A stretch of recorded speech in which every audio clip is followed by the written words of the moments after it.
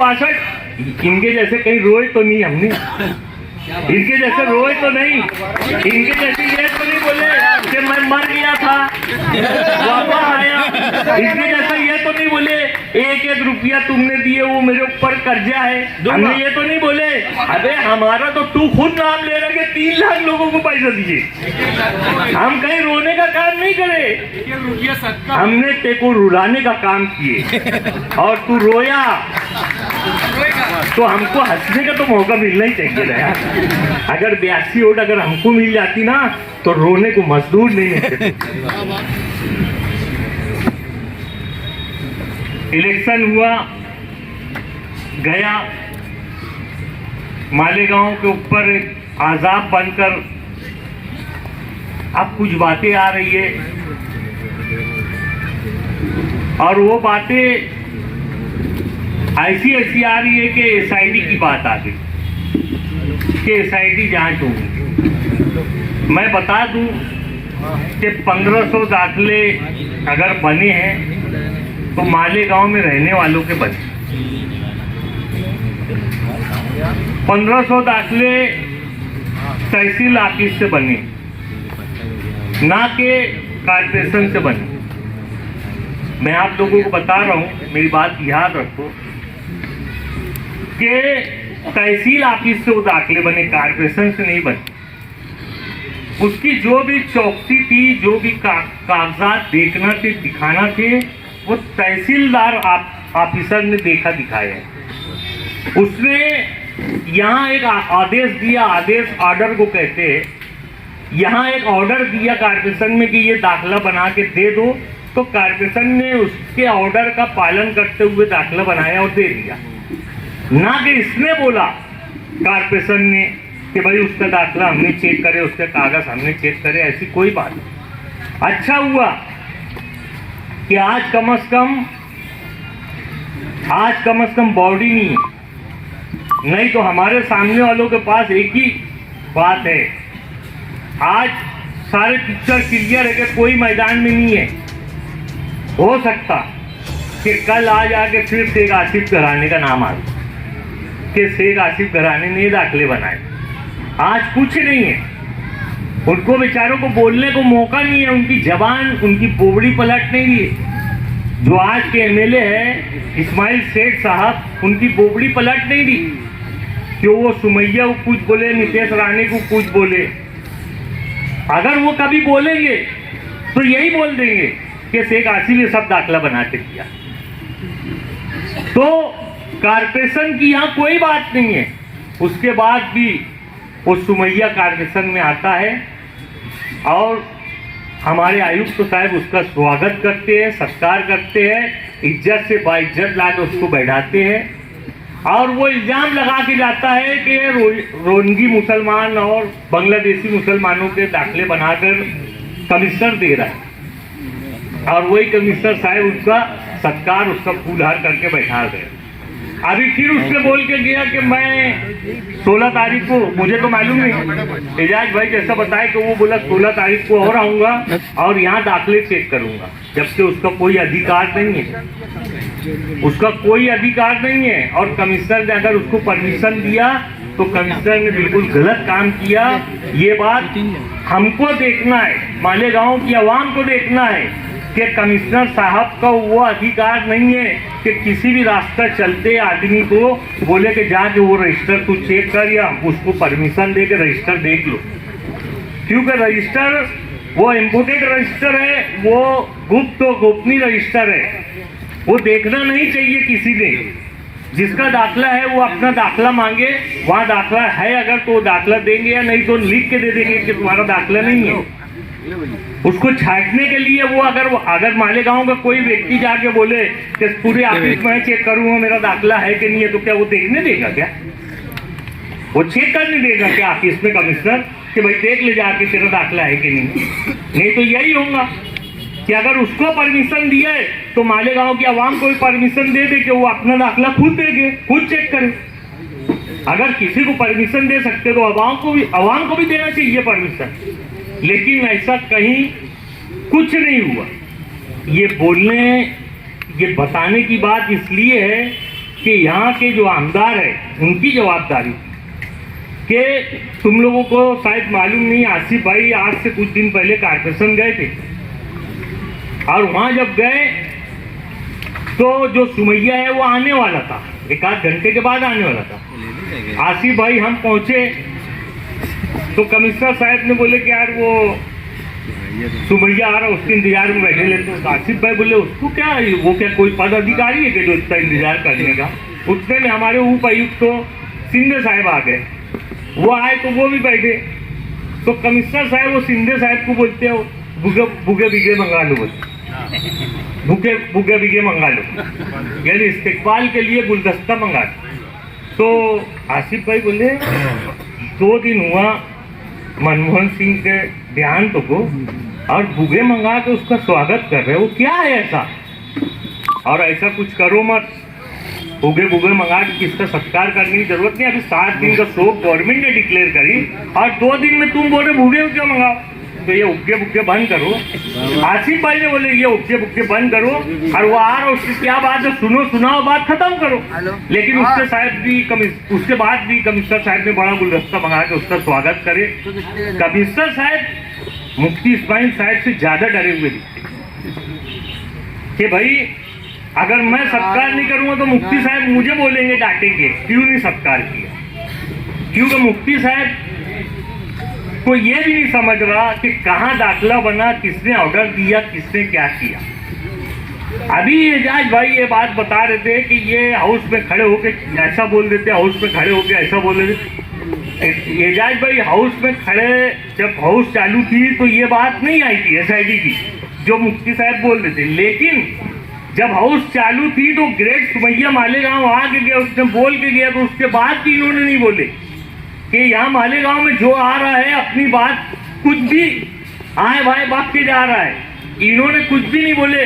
वही एक गाना गाए कि यहाँ पे कुत्ता बोली बिक्री और वर्करों की गाड़ी चोरी जा रही, यही रोए सिर्फ कि सिर्फ ये ना उनका बोलने का मतलब कि हमारे अपोजिशन में जो लड़े वो हमको आज तक तकलीफ दे रहे, तो तकलीफ दूर करने के वास्ते फडणवीस सरकार को बोल रहे थे कि हमारी तकलीफ तुम दूर करो। तो मुफ्ती साहब को बेचारों को क्या है, जितनी चाबी भरो, आसिफ भाई बोलते ना जितनी चाबी भरो उतना खिलौना चलता। नहीं तो देख लो आसिफ भाई उनके इलेक्शन में बोले कि मैं सोलार 1 लूम से लेके 24 लूम वालों को मैं सोलार लगवाऊंगा, तो फट से उधर से जवाब आता है कि पावर लूम सोलार पे नहीं चलता। आसिफ भाई गली गली महल्ले महल्ले गांव गांव चिल्ला के बोले कि भाई सोलार हम लूम पावर लूम पे भी देंगे, तो बोले सोलार इस पे नहीं चलता। नसीम भाई राकेल वाले उनको ये बोलने लगाए कि भाई उनका कारखाना उनकी साइजिंग सोलार पे चल रही, फिर भी बोले नहीं चल रहा। इलेक्शन जीतने के बाद, हमारे इलेक्शन हारने के बाद एजाज भाई ने एक प्रेस वाले को गाइड दिया और बोला कि भाई चलो ठीक है हम हार गए, जो सोलार लगाना चाहते थे वो हार गए, तो अब मुफ्ती साहब ने सोलार लगाना चाहिए। अगर उनको नहीं समझता है आसिफ भाई से पूछना चाहिए।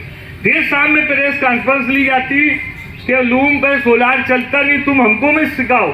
अभी 3 दिन पहले जाके कौन टेक्सटाइल मंत्री है उसको बोल रहे साहब हमको सोलार लगाओ छोटे बुनकरों को। अबे साला क्या है? वो यूसुफ इलियास इधर बोलता है कि लूम पे सोलार नहीं चलता, वो मुफ्ती इस्माइल को नहीं बताता कि भाई सोलार की बात ही मत कर तू। मेरे समझ में नहीं आता जिन्होंने प्राइवेट सोलार है यूसुफ इलियास के वहाँ, जिन्होंने ये बिजली कंपनी लाई, जिन्होंने ये बिजली कंपनी ला के मालेगांव शहर की गरीब आवाम के वास्ते और कारखानेदारों के वास्ते राजाब छोड़ा, वो बोलते सोलार से लूम नहीं चलता। और उनका लीडर जाके वहां पे टेक्सटाइल मिनिस्टर को बोलता सोलार दो। सर समझ में नहीं आता ये गांव में कौन सी बात बोलना और कौन सी बात, वो झूठे बोलते और फिर ऐसी पारसाई बात करते। एक अखबार में उसको हेडिंग लगाया, खूब बड़ी हेडिंग लगाया कि MLA मुफ्ती साहब जाकर सोलार मांग रहे टेक्सटाइल मिनिस्टर से। तो साला कुछ समझ ही में नहीं आता गांव कहाँ जा रहा, कहाँ अपन ने क्या बोलना अपने को भी समझ में नहीं आता। अभी आप लोग देखो कि जन्म दाखिले का मामला तहसील ऑफिस का है, वो सुबैया बार बार कॉर्पोरेशन आ रहा है। ये हजरत ने क्या की है, अभी परसों के दिन की बात है, ये हजरत असर के पहले से जब बैठे वहां पे कॉर्पोरेशन में, तो मगरिब की नमाज होने के बाद भी उठे नहीं। हम मगरिब बाद भी गए तो बैठे ही थे। मैंने एक लड़के को पूछा, वो लड़का दत्तनगर का है, नाम उसको वज़ैफा है, उसका निकाह भी अभी कुछ दिन पहले हुआ। मैं देखा मुफ्ती साहब उसका निकाह पढ़ाने आए थे। उसको मैं बोला क्या वज़ैफा है, क्या हजरत है? बोले बैठे। बोला असर मगरिब, हाँ बोले असर मगरिब कजा हो गई। मैं ऐसे कजा आदमी से तूने निकाह पढ़वाया? ऐसे कजा आदमी से निकाह पढ़वाया? अबे रख फोन। तो भाई साहब, यानी हम कुछ करे तो सारा गांव ढोल बजा के बताता, और वो कुछ भी करे तो किसी का मुंह नहीं खुलता। क्या है? देखो दोस्तों, बुजुर्गों, साथियों, मैं मजाक वाली बात नहीं कर रहा हूँ। झंडू बाम सुना होगा, झंडू बाम। झंडू बाम जो भी 5-10 रुपए का मिलता, मैं जब लगाता तो 3 रुपए का मिलता था, 40 का मिलता, 35-40 का मिलता। कम से कम झंडू बाम लगाने से सर का दर्द दूर हो जाता। कम से कम झंडू बाम का फायदा तो है, एक ऐसी चीज है जो सर पे लगाने से सर का दर्द दूर हो जाता। लेकिन हमारे यहाँ के झंडू बाम मालूम नहीं क्या करते, किसी एक को फायदा पहुंचा नहीं सकते। मैं पिछले हफ्ता हारून अंसारी हॉस्पिटल में अपने कुछ साथियों के साथ धरना आंदोलन किया। वो हॉस्पिटल में कुत्ते घूम रहे, और हमारे झंडू बाम को ये बात की मालूमात नहीं मालूमात। मैंने बताया, मैंने बाइट दिया, मैंने अखबार में दिया, उसके बाद भी वो आज तक देखने नहीं गए। वहां कांच का दरवाजा टूटा है, आज तक टूटा है। अभी हम आसिफ भाई को बोले कि मालेगांव शहर का जो सिटी इंजीनियर बच्चों साहब है, वो गवर्नमेंट की जितनी स्कीम आज तक मालेगांव शहर में आई है, जितनी स्कीमें आई है, एक भी स्कीम पूरी उसने नहीं किया। देखो ब्रिज 7 साल में नहीं बनवा पाया। आसिफ भाई का काम फंड ला के देना था, खड़े रह के ब्रिज नहीं बनवाना था। खड़े रह के ब्रिज बनवाने का काम सिटी इंजीनियर का है। वो सिटी इंजीनियर ने 7 साल में वो ब्रिज नहीं बनवाया। आप देख रहे जूना आगरा रोड का काम 3 साल से चालू है। जब हम मेंबर थे जब भी चालू था, आज हमारी मेंबरी खत्म होने वो 3 साल हो गए, अभी तक काम चालू है, अभी भी पूरा नहीं हुआ। पवारवाड़ी का काम देखो, हम 8 हफ्ता धरने पे बैठे, उसके बाद टेंडर निकला। टेंडर खुलवाने के लिए हम कारपोरेशन के बाहर बैठे, वो कव्वाली का प्रोग्राम कराए, टेंडर खुलवाए, उसके 2 महीने के बाद वर्क ऑर्डर जाके एजाज भाई ने करवाए। वो काम 1 साल से चालू है, अभी तक पूरा नहीं हुआ। ऐसे अनगिनत काम मालेगांव शहर में 11,000 कॉलोनी आई, आज तक उसका काम पूरा नहीं हुआ। अंडरग्राउंड गटर जो आई है, वो अगर कोई महल्ले में कर रहे तो बाजू वाला महल्ला छोड़ दे रहे, बोले यार ये स्कीम में नहीं है। आप देख लो, 146 करोड़ की जो पाइपलाइन आई, 5 टाकी आई, एक भी काम चालू नहीं है। एक टाकी के लिए मैं बहुत धरना आंदोलन आप लोगों के साथ कर रहा हूं, तो उसका काम चालू है, वो ऐसे ही धीमे गति से चालू है जैसे ब्रिज बना। 7 साल में वो पानी की टाकी बनेगी 15 साल और नहीं ऐसे और भी उसके अलावा 4 टाकी है, जिसमें से गरीब नवाज हॉल की भी बाजू के भी टाकी है। ऐसा अनगिनत काम है जो बेचारा बच्चों साहब करवा ही नहीं रहा है, और उसको ये जाती है तो और 4-4 घंटा मीटिंग लेके बैठते। अगर आसिफ भाई जैसा शख्स आमदार होता तो बैठ के नहीं, खड़े रह के बात करते, खड़े रह के बात करते। इनके सामने, हमारे सामने इनके बैठने की औकात नहीं, लेकिन ये 4-4 घंटा लेके बैठते हैं और आखिरी में कुछ हासिल नहीं होता, कुछ हासिल नहीं होता। वो झंडू बाम 40 रुपए का ठीक है, ये झंडू बाम कोई लायक से ठीक नहीं है। तो मैं, ये मशवरती मीटिंग है, मैं ये मशवरा दूंगा कि भाई हम अकेले, हम तो हारे हुए लोग हैं, तो हम अकेले काहे को इससे निजात दिलाने की बात करें। हम कोशिश करें कि और भी जो पार्टी है मालेगांव शहर में, उनको भी जोड़े और उनके साथ बैठ के बात करें, क्योंकि हम कुछ भी करेंगे तो हो जाते हैं बदनाम। वो हम कहा भी भरे तो हो जाते हैं बदनाम। वो कुछ भी करे, नंगा नाच भी नाचे तो कोई मतलब नहीं आता। तो शेर नवा शेर तो बस हंसने नहीं तो वो हजरत बोल रहे कि ये 37,000 वोट जब हारे थे तो जब उनको नींद नहीं आती थी, बोले 37 करते थे, अब इनको नींद नहीं आएंगी, 162 करेंगे तो हाथ बोल के इससे निकाल लो।